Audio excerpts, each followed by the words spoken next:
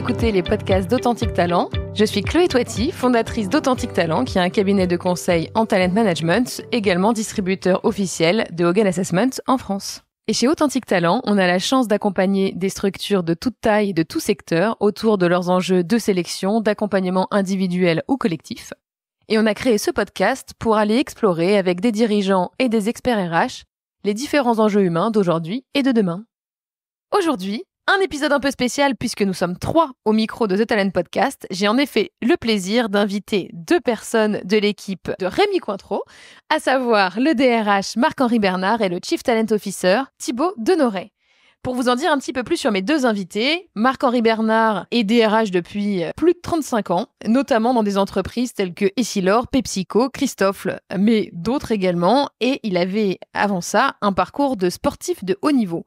Thibaut a travaillé en tant que chasseur de tête pendant plus de 10 ans, avant de rejoindre Renault, puis, il y a une dizaine d'années, Rémi Cointreau. Ce qu'ils viennent nous partager dans cet épisode, c'est l'organisation un peu spéciale qu'ils ont mise en œuvre au sein de Rémi Cointreau et qui porte ses fruits, à savoir la séparation complète du rôle de DRH et du rôle de talent. Les 2 reportent au CEO, sans aucun rapport hiérarchique entre eux, et ils viennent nous confier les secrets et les résultats tangibles d'une organisation telle que la leur. Donc bonjour Thibaut, bonjour Marc-Henri, je suis ravie de vous accueillir pour ce premier épisode où nous sommes donc 3 au micro du Talent Podcast et je vais rentrer directement dans le vif du sujet pour les personnes qui ne vous auraient pas encore croisé et puis même pour les autres.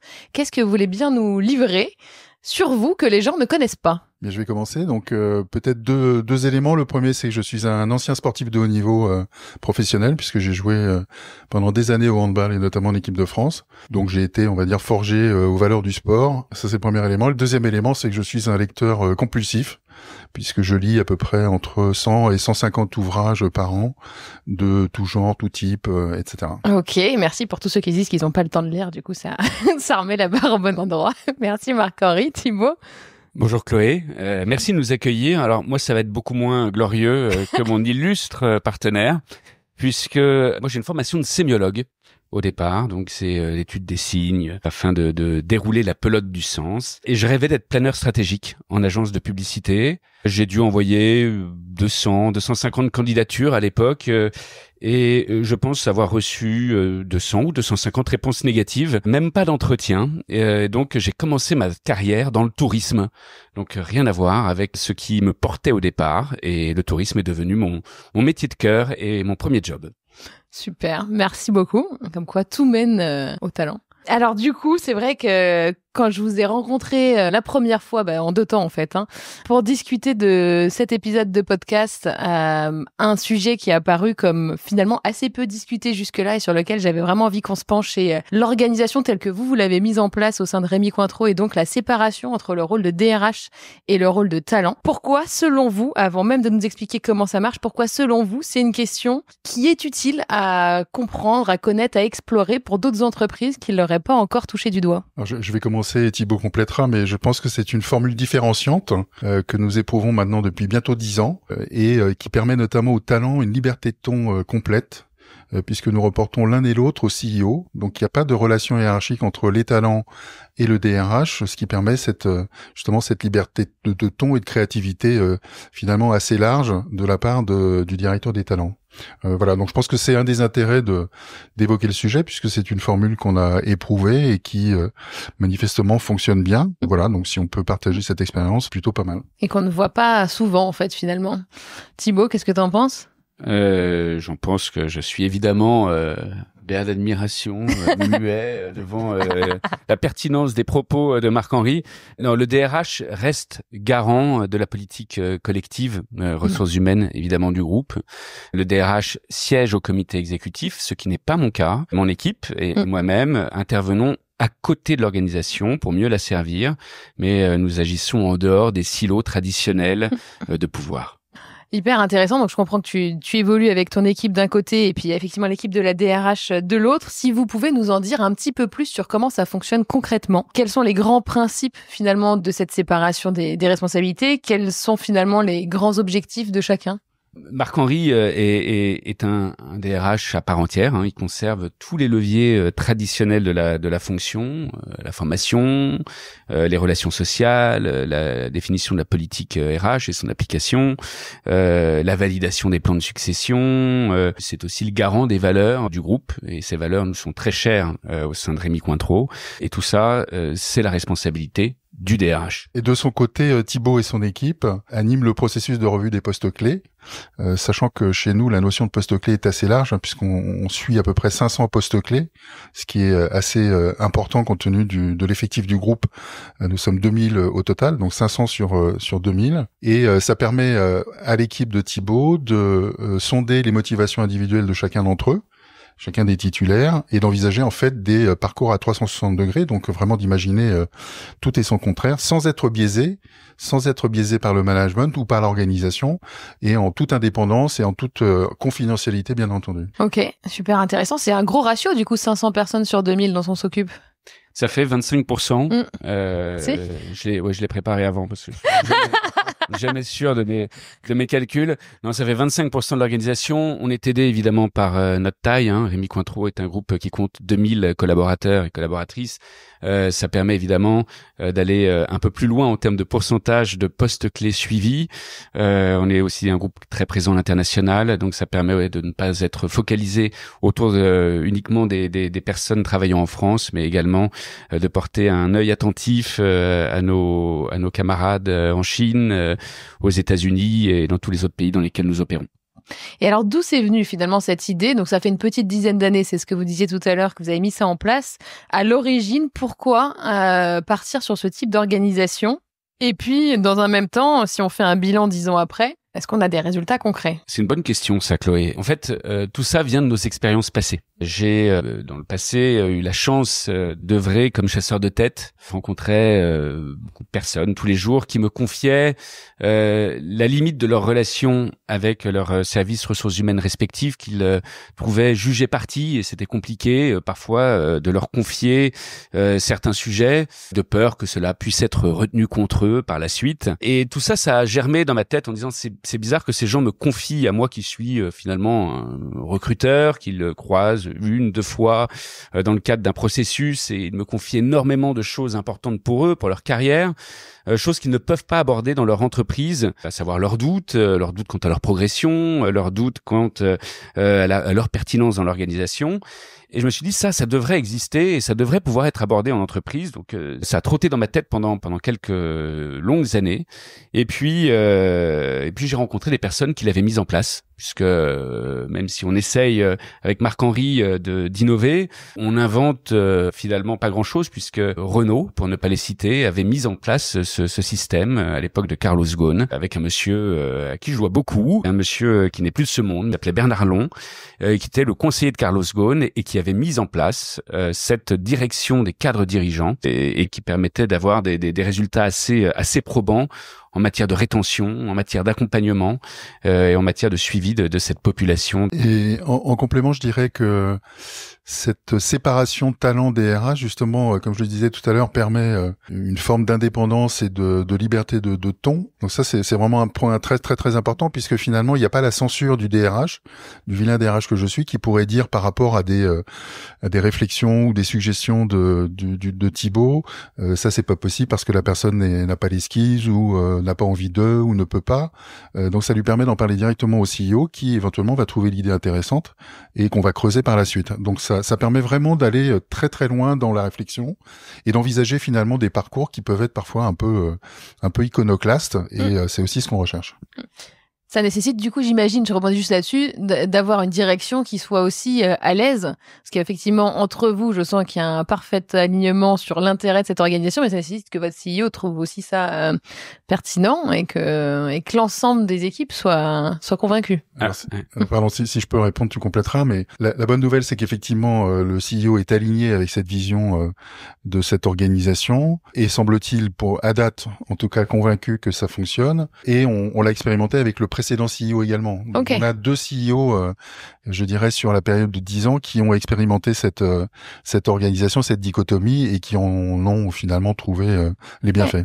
Qui ont acheté le modèle. C'est évident que tout part de là. Parce que le propos de départ est quand même que tout ce qui m'est rapporté, tout ce qui est échangé dans mon bureau avec mes équipes ou avec moi-même reste totalement confidentiel. Et ça, c'est quelque chose qu'il faut marteler, répéter à l'envi parce que c'est pas forcément intuitif.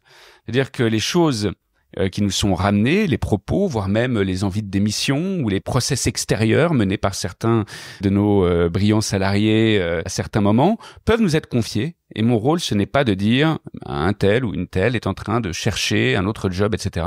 C'est plus de comprendre, d'accompagner les réflexions de cette personne, effectivement de préparer le cas échéant un plan de succession si jamais cette personne venait à décider de nous quitter. Mais certainement pas de reporter le substrat de notre échange immédiatement à Marc-Henri ou au CEO, parce qu'en fait, ça ne produirait aucune valeur, ça créerait du bruit, et nous, on préfère agir sur des choses qui sont concrètes, sur des décisions qui existent, et accompagner en amont les réflexions, et ce de manière confidentielle. Et j'ajoute juste que c'est aussi une direction souhaitée par nos actionnaires. C'est-à-dire que non seulement nos CEO sont convaincus, mais c'est aussi le cas des propriétaires de notre structure. Et c'est vrai que personne ne m'a jamais demandé ou n'a jamais essayé de me confesser en me demandant tiens, qu'est-ce que t'as dit Marc-Henri lors de l'échange qu'il a eu avec toi, où en est-il? Non, ça c'est le secret de l'échange entre Marc-Henri et moi, et ce qui me permet de dire d'ailleurs à tous nos amis DRH qui nous écoutent que ça nous permet aussi d'accompagner les DRH, puisque généralement les DRH s'occupent beaucoup de leurs équipes, mais peu de personnes s'occupent d'eux, et donc nous, notre équipe est aussi au service de la fonction RH. Ouais, c'est hyper intéressant, et en fait, dans ce que tu dis, dans l'exemple que tu cites, je vais volontairement juste l'illustrer parce que ça va aussi un peu à l'encontre de ce qu'on peut entendre en termes de direction dans certaines entreprises. Un talent qui vient te voir, qui te confie son projet de départ, d'explorer le marché, etc. Ta posture ne va pas être de le convaincre de rester au sein de l'organisation coûte que coûte. Quand on parle d'habitude de rétention des talents, on va vraiment être dans cette logique-là. Ça va pas du tout être la posture que tu vas adopter. Absolument. Et avant de répondre plus avant à cette question, j'aimerais remercier Martin, qu'on n'entend pas beaucoup sur ce podcast, et qui est un personnage important. De l'ombre. Donc, je dois lui rendre hommage, Martin, pour toi qui nous écoutes. C'est la personne qui fait des signes avec ses mains quand je dis trop de bêtises. Il fait beaucoup de signes depuis le début de notre échange. Donc, pour répondre à ta question, oui, moi j'ai la conviction que personne n'appartient à personne. Donc nos collaboratrices, nos collaborateurs n'appartiennent pas à notre société. Nous, notre rôle comme acteurs et partie prenante, c'est de donner envie aux gens qui travaillent avec nous de rester et de continuer à apporter leur talent et de contribuer au fonctionnement de notre société, mais c'est pas de les faire rester à tout prix. Parfois, certains évoquent des aspirations qu'on n'est pas capable de satisfaire, et à ce moment-là, mon rôle, c'est aussi de les aider à réfléchir, voire de les aider à trouver un environnement qui est plus adapté à leurs attentes. C'est vrai que c'est baroque, que ça peut paraître iconoclaste, mais en fait, c'est frapper sur le coin du bon sens, puisque ces échanges, ils pourraient les avoir avec des amis, avec des personnes en dehors du travail, mais des qui chasseurs de tête. Ouais, par exemple, mais qui connaissent moins bien leur environnement actuel. Donc, parfois aussi, il convient de dépolluer certaines idées reçues, puisque parfois la perception n'est pas toujours la réalité, même si de temps en temps, il convient vraiment d'échanger sur cette dernière, puisque on peut avoir des personnes qui peuvent déclarer être en souffrance, par exemple, par rapport à une situation, mais qui est conjoncturelle et pas structurelle. Si c'est conjoncturel, c'est pas grave, ça se règle. Si c'est structurel, à ce moment-là, il faut effectivement réfléchir à des solutions qui puissent remettre la personne dans une dynamique vertueuse. Et c'est effectivement hyper intéressant. La question qu'on se pose, du coup, forcément, en vous écoutant, c'est puisque l'objectif va être de les accompagner par rapport à leur cheminement, leurs aspirations, etc., comment est-ce qu'on mesure aujourd'hui l'efficacité de chacune de vos deux directions? En fait, quelque part, si on devait parler chiffres clés, KPI, comment est-ce que vous faites aujourd'hui le bilan de cette organisation? Alors d'abord, il est plutôt qualitatif que quantitatif, même si on peut donner quelques chiffres. Sur la partie quantitative, on peut citer le turnover du groupe, qui est de l'ordre de 11%, donc qui est plutôt modéré, on va dire. Mais après, c'est plus l'aspect qualitatif et notamment la confiance qu'ont les collaborateurs dans l'organisation et dans le fait justement que tout ce qui sera dit à l'équipe talent restera confidentiel sera traité comme tel, et qu'on s'occupera d'eux. Et quand on dit qu'on suit 500 postes clés, donc ce qui fait à peu près 600 personnes dans l'organisation qui sont suivies régulièrement, ça permet à tout moment de connaître les aspirations et les souhaits de chacun et de pouvoir matcher avec des opportunités en interne. Et c'est ce qui fait le succès de cette organisation, c'est de pouvoir justement à tout moment pouvoir répondre à des besoins de l'organisation, mais aussi des collaborateurs, et de mettre les uns en face des autres. Voilà, donc c'est plutôt cet aspect qualitatif. Et donc effectivement, cette notion de confiance, elle est très importante. Alors ça fait aussi partie de nos valeurs et de la culture de groupe. Donc c'est pas une surprise en soi, mais ça vient traduire finalement cette valeur dans un mode de fonctionnement qui concerne l'ensemble des collaborateurs. Pour essayer de donner peut-être un éclairage un peu quantitatif, comme on part des attentes de chacun, mais qui peuvent être même des motivations géographiques. J'ai envie de trouver un boulot à Bordeaux et je suis prêt à changer de métier pour ce faire. Je suis prêt à pas forcément avoir une progression de carrière traditionnelle dite verticale, mais faire un pas de côté. Donc comme on a vraiment cette connaissance fine des désirs de chacun, on arrive sur nos 500 postes pour lesquels on a un regard tout particulier, puisque c'est ceux qu'on veut voir surtout tenus sans avoir trop de carences sur ces postes-là. On a sur les plans de succession un taux de prédictibilité de 97%. Et c'est parce que pour chaque collaborateur, on sait de manière assez fine ce qu'il attend, ce à quoi il est prêt et quelles sont ses aspirations profondes. Ouais, ça nécessite, j'imagine, d'avoir aussi une équipe côté talent qui soit très robuste sur ce sujet-là, en fait, d'assessment des personnes. Alors c'est la clé. L'équipe talent est bien plus performante que celui qui l'anime. Et c'est effectivement une de nos recettes secrètes. Non, mais ça permet effectivement d'avoir des experts quand même de chaque côté. Là, on a l'habitude en général de mélanger ce qui fonctionne plus ou moins. Ce qui est assez reposant pour le DRH que je suis. Hein. C'est pour rebondir là-dessus, notre métier, j'ai l'habitude de dire, à outrance, et la rencontre individuelle. Donc mon équipe, tout comme moi, n'est jamais lassée de voir la porte s'ouvrir et se fermer plusieurs fois par jour avec des personnes qui viennent nous enrichir aussi de leurs problématiques, puisque on sort toujours de ces rencontres moins ignorants que l'on était en entrant. Et ça, c'est vraiment un puits sans fond, puisque chaque jour, on a des problématiques qui sont nouvelles. Il n'y a jamais deux fois une journée qui ressemble à une autre. Et notre métier, oui, et ça c'est important, hein, c'est la rencontre individuelle. Je n'aime pas trop dire l'entretien, mais la rencontre, et la compréhension des individus.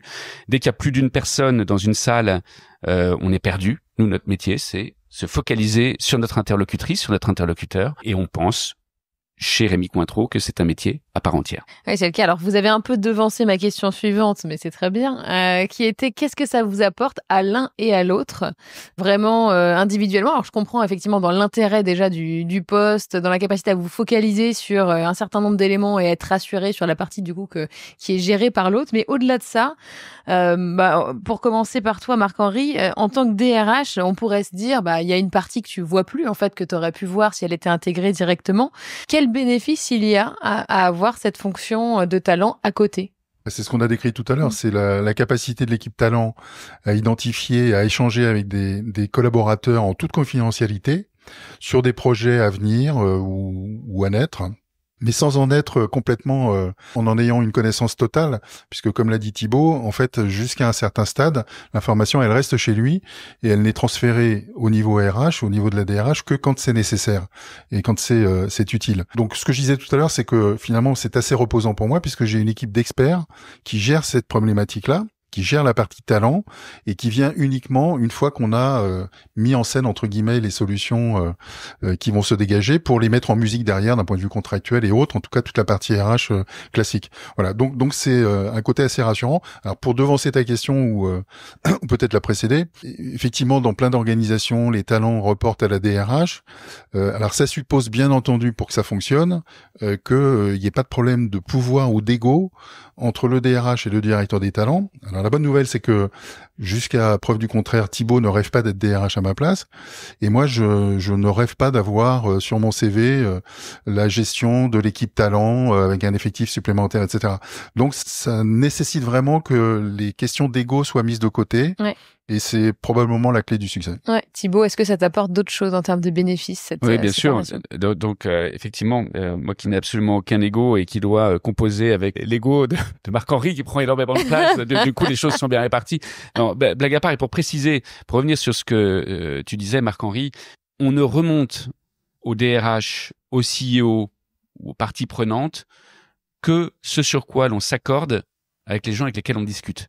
C'est-à-dire que si tu viens me voir, Chloé, en disant, tu vois, en ce moment, je me pose des questions, ça n'avance pas assez vite, je peux te conseiller de le laisser savoir à Marc-Henri, parce que je pense que ça te sera utile, que tu ne risques rien à lui en parler, qu'il est capable de le comprendre, et je vais te donner le conseil qui sera de dire, bon, écoute, il faut qu'on le fasse savoir.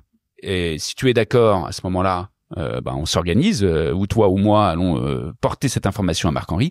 Si tu veux que ça reste confidentiel parce que t'es quand même pas à l'aise, je le garderai pour moi. Donc ça, c'est très très important.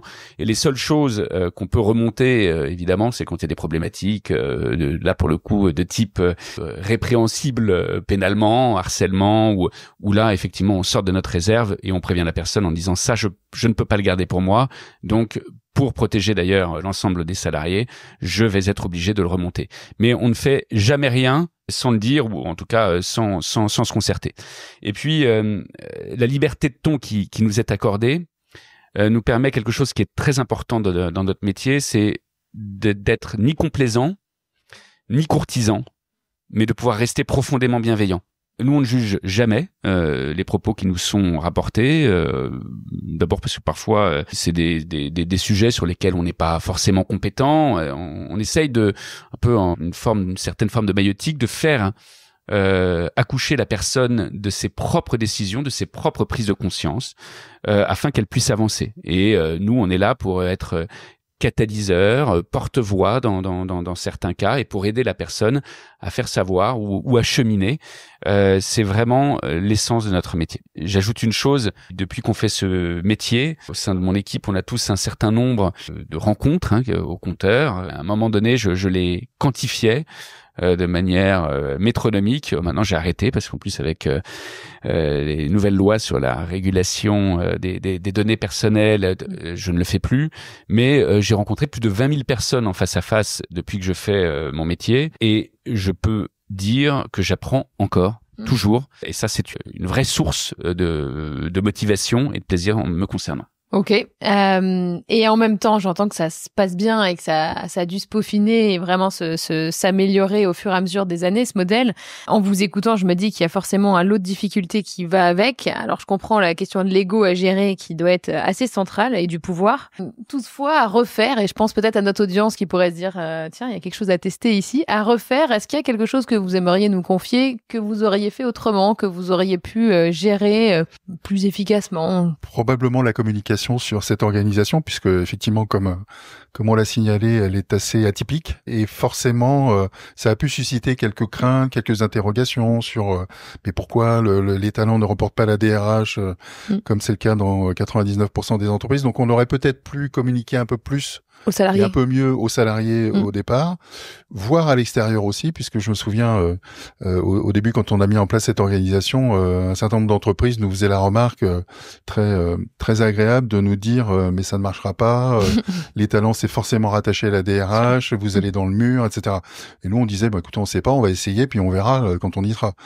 La bonne nouvelle, c'est que depuis maintenant 2 ou 3 ans, certaines autres entreprises viennent nous voir en nous demandant comment ça marche. Donc preuve que finalement l'idée n'était pas complètement saugrenue, mais je pense qu'initialement on aurait peut-être dû mieux communiquer sur le pourquoi du comment et toutes ces notions de confidentialité qui restent à la porte de la DRH, qui restent chez les talents. Effectivement, parce que comme c'est inhabituel, il faut encore que les salariés en soient pleinement convaincus pour oser passer la porte pour les plus prudents. Exactement. C'est drôle ce que tu dis, parce que j'ai l'habitude de dire à mon équipe, vous allez voir, au départ, on va toujours vous confier un petit secret pour voir si ça sort. Donc les gens viennent nous voir et nous confient un petit secret. Et puis après, quand ils voient que ça ne sort pas, ils viennent avec un moyen secret. Et puis après c'est le livre ouvert, puisque ils voient que la discussion est totalement étanche, que notre intérêt, nous, c'est que la personne soit bien, puisqu'on est convaincu que si la personne est bien, ça sert le collectif in fine. C'est une conviction vraiment profonde et qui, depuis 10 ans maintenant, ne nous a pas joué de mauvais tours. Donc on continue, on insiste et on le dit à qui veut bien l'entendre. C'est pas facile parce que effectivement, on peut pas empêcher les gens d'imaginer, mais il y a un truc. Il y a un loup, mais nous on essaye de vraiment de démontrer au quotidien que la démarche est la même pour chacun, et qu'on n'a jamais été jusqu'à maintenant, en tout cas, pris en défaut. Oui, et puis j'imagine que la preuve de réussite, c'est justement d'avoir toutes ces personnes qui viennent vous livrer des grands secrets et viennent vous partager des éléments qu'ils ne partageraient pas habituellement dans une DRH, en interne. Oui, et ça libère la parole et à tout niveau. C'est-à-dire que ce soit des membres du comité exécutif ou des personnes qui démarrent dans leur carrière, tous ont des problématiques qui sont dignes d'intérêt à différents stades, sur différents sujets. Et parfois même, c'est connexe au monde professionnel, mais ça a un impact sur le monde professionnel. Et c'est aussi des choses qu'on sait accompagner. Et j'imagine que la question qui peut se poser, je reviens sur ce qu'on se disait tout à l'heure, j'entends beaucoup d'échos en ce moment d'entreprises qui disent la fonction RH peut être parfois un peu isolée, s'occupe beaucoup des autres et finalement a peu d'espace et c'est un peu la fonction dont on s'occupe parfois le moins. Donc je pense que ça peut résoudre entre guillemets et ouvrir un espace sécurisé par rapport à ça. Ça veut dire que tu peux accompagner Thibaut aussi bien Marc-Henri que n'importe quelle personne du COMEX finalement, que le CEO lui-même. Alors du coup, qui s'occupe de l'équipe talent? Il n'y a pas grand monde en fait. Il y a de réfléchir. C'est une excellente question. Donc l'équipe talent, un peu à la manière de ce que font nos consoeurs et confrères coachs, on a des personnes en externe qui font un métier qui est totalement comparable au nôtre, auprès desquels on peut échanger, avec lesquels on a des échanges, et puis on rôde aussi nous notre manière d'accompagner les personnes avec ces 10 experts. Donc on a cette communauté qu'on trouve et qui est absolument nécessaire pour pouvoir nous aussi être accompagnés à notre manière. Très intéressant. Il me reste quelques questions assez rapides. Si vous deviez donner un seul conseil, vraiment un seul sur ce sujet, à des personnes qui nous écoutent, qu'est-ce que ce serait? Je dirais n'hésitez pas, foncez, mettez en place cette organisation puisque ça marche, on l'a éprouvé, avec une petite réserve ou un conseil supplémentaire qui est de bien choisir le binôme avec lequel vous allez travailler. Puisqu'encore une fois, il faut qu'il y ait une confiance absolue et qu'on mette de côté les égos respectifs de l'un et de l'autre. Ouais, ça a l'air évident effectivement quand on échange un peu ensemble que la notion de la synergie et de la confiance doit être essentielle. Ouais, le tandem. Marc-Henri, c'est souvent mon premier coup de fil le matin et c'est souvent mon dernier coup de fil en fin de journée pour son plus grand bonheur. Si j'en juge, ça m'y réjouit. Et c'est pas forcément pour lui raconter évidemment tout ce qui s'est passé pendant la journée, c'est plus pour lui donner une planche de tendance, une prise de température de là où en est notre organisation, que je sois en déplacement aux 4 coins du monde ou que ce soit dans un de nos sites en France, lui dire voilà ce que j'ai ressenti, voilà ce que j'ai observé. Et là encore, je ne rentre évidemment pas dans les cas personnels, mais ça peut donner au DRH une vraie prise de température. Ouais. Très riche. Quelle est la pire pratique que vous ayez vue dans des entreprises autour de ce sujet-là aujourd'hui? Pour moi, c'est la pratique qui consiste à dire que pour qu'une carrière soit réussie, il faut bouger tous les 2 ou 3 ans. Et pour moi qui fais le même métier maintenant depuis plus de 20 ans, je comprends pas parce que je pense qu'on peut se réinventer tous les jours dans son métier, dans son environnement, tant on ne se sent pas asséché, aigri, on peut toujours apprendre, on peut toujours progresser. Et je trouve toujours ça assez surprenant quand on me dit voilà, j'ai fait le tour de la question. Je trouve ça très parfois prétentieux aussi de dire maintenant il faut que j'évolue, l'évolution, elle doit se faire naturellement, elle doit correspondre à d'autres choses que une simple mécanique temporelle. Moi, j'ajouterais que c'est probablement, dans les mauvaises pratiques ou les pires pratiques, c'est tout ce qui tourne autour du fait de considérer que la maîtrise des talents, c'est le pouvoir.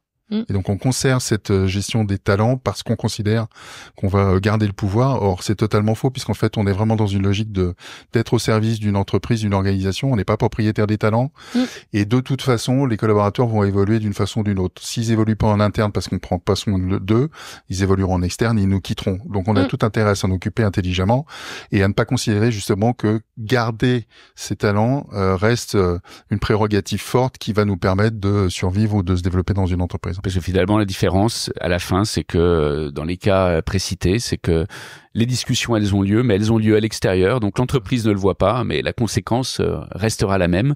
Alors que si on anticipe et si on accompagne les réflexions, bah parfois, quand elles partent et qu'elles sont mal engagées, il est toujours possible de les remettre dans un chemin qui est plus vertueux.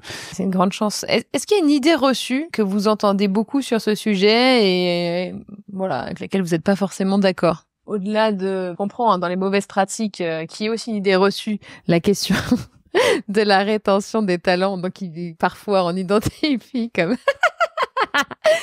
Alors, c'est dur de garder son sérieux dans cet épisode parce qu'il y a un langage des signes parallèle. Oui, au-delà de la rétention des talents, on a eu l'impression de devoir retenir les gens à tout prix, quitte à les attacher à leur siège si on devait être un peu caricatural.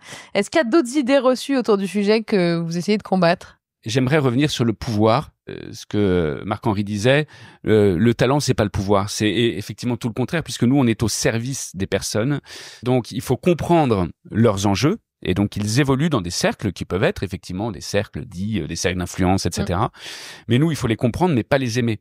On n'est pas dedans, et on rentrera pas dans la mêlée. En plus, la promesse qu'ont les gens qu'on suit, c'est que demain ils se retrouveront pas avec nous comme business partner ou comme camarades de jeu, puisque nous le seul métier qu'on connaisse et qu'on maîtrise, c'est celui qu'on exerce. Si vous deviez donner un bénéfice tangible à des entreprises qui aujourd'hui se sont pas lancées dans cette répartition des rôles, qu'est-ce qu'ils auraient à y gagner?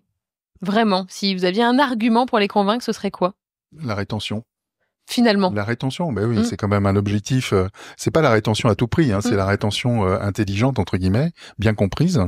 Et cette façon d'aborder, de dialoguer avec les collaborateurs, probablement améliore la rétention générale. Et l'efficacité pour moi, puisque la transparence du discours, le fait de pouvoir échanger avec les personnes sans les juger, mais en leur exposant la réalité des situations, permet vraiment de les accompagner. Donc enfin, on peut dire que accompagner des trajectoires tous azimuts dans une entreprise, c'est possible de le faire en transparence et en vérité. Oui, c'est intéressant parce qu'on a reparlé d'individualiser les parcours dans les entreprises après avoir passé des années à essayer au contraire de les automatiser, de les industrialiser, etc. Votre modèle, on voit, il se rapproche beaucoup plus de cette dimension d'individualisation. Et là où des entreprises aujourd'hui ont beaucoup de mal à mettre en place des mobilités qui tiennent la route aussi au bénéfice de chacun, là, ça vous permet d'agir concrètement sur ces éléments-là, en fait. Oui, j'ajouterais quand même un élément qui n'est pas anodin, c'est la taille de l'entreprise. Ouais. C'est sûr que c'est plus facile de le faire à 2000 qu'à 10 000 ou 100 000. Absolument. Vous êtes combien dans l'équipe talent aujourd'hui, Thibaut? Nous sommes 3. Ok. Ça reste efficace. Quelle question aurais-je dû vous poser à tous les deux? Merci Chloé. Vous auriez pu me poser la question, ma chère Chloé. Aimeriez-vous faire ce métier ailleurs? Et alors? Ah, parce qu'il faut répondre en plus. Pas de question sans réponse. Eh bien, écoute, à partir du moment où je peux exercer ce métier en toute liberté, qui est le métier que j'aime, qui est le métier qui me nourrit depuis des années, qui m'apprend tellement, il n'y a absolument aucune raison à ce que j'envisage de bouger demain. Et ce qui me ferait bouger, c'est donc le fait de ne plus être libre d'accompagner ces personnes telles qu'on peut le faire aujourd'hui. Et c'est rare, c'est précieux. Est-ce qu'il y a une autre question que j'aurais pu te poser? La question que tu aurais pu nous poser ou me poser, c'est est-ce que vous prenez du plaisir à fonctionner en mode duo tandem? Et la réponse est évidemment oui, puisque ça fait 10 ans que ça dure, et c'est une expérience assez extraordinaire. Et comme le disait Thibaut, nos journées commencent en général par un coup de téléphone et se terminent par un coup de téléphone, parce qu'on a beaucoup de choses à se raconter, à partager, et qui font progresser cette organisation. Et j'ai retrouvé... Exactement. Donc, il y a une demi-heure, Chloé me posait la question de savoir, liée à l'automatisation parfois des parcours de carrière. Ma conviction est qu'il faut asservir sa vie professionnelle à sa vie personnelle. Et ça, c'est une conviction profonde. Il y a des moments de vie perso où on a l'impression de marcher sur l'eau, que rien ne peut nous résister, qu'on est en plein boom. Et puis, on a des moments où les choses vont parfois un peu moins bien, où on peut être frappé par des moments de vie qui peuvent nous ralentir sérieusement, qui peuvent nous atteindre. Et l'emphase, ce qui est important, c'est ce que l'on vit dans notre vie perso, et notre vie pro doit se calé en termes de rythme, en termes d'attente à tous les événements de notre vie qu'on ne peut pas tous prévoir. Donc c'est pour ça que c'est jamais linéaire, c'est jamais prédictible à 100%. On doit vraiment faire attention à là où on se trouve dans sa vie pour pouvoir dessiner un chemin professionnel qui correspond. C'est beau. Hein. C'est une belle phrase de clôture de cet épisode, mais je pense qu'il résonne assez bien avec ce que vous disiez qui ressort quand même, en tout cas de l'extérieur comme un élément culturel. C'est tout ça au bénéfice de quoi finalement? Toute cette organisation au bénéfice et de l'organisation et des individus qui la composent. Hein, finalement, c'est comment est-ce que vous mettez tout en musique pour y répondre. C'est assez rare pour être souligné. Merci beaucoup. Je voudrais dire à ceux qui nous succéderont que Chloé très gentiment offre un café, mais qu'il faut le boire avant le début du podcast parce que j'ai pas encore eu le temps de toucher au mien. Et ça, c'est un problème. C'est une question d'organisation, Thibaut. Non, c'est là qu'on voit que je suis très mal organisé. J'espère que cet épisode vous a plu. Et en complément, on a un petit cadeau à vous faire dans ce podcast. On a demandé à l'ensemble des invités de vous préparer leurs meilleurs conseils, meilleures ressources qu'ils souhaitent vous partager. Et vous retrouverez tous ces éléments dans une super ressource dont le lien est accessible via la description de cet épisode. On se retrouve très prochainement pour le prochain épisode et d'ici là, n'hésitez pas à réécouter les épisodes précédents ou à consulter la fiche synthèse qui reprend les points principaux de cette conversation et que vous retrouverez sur notre site internet. À bientôt!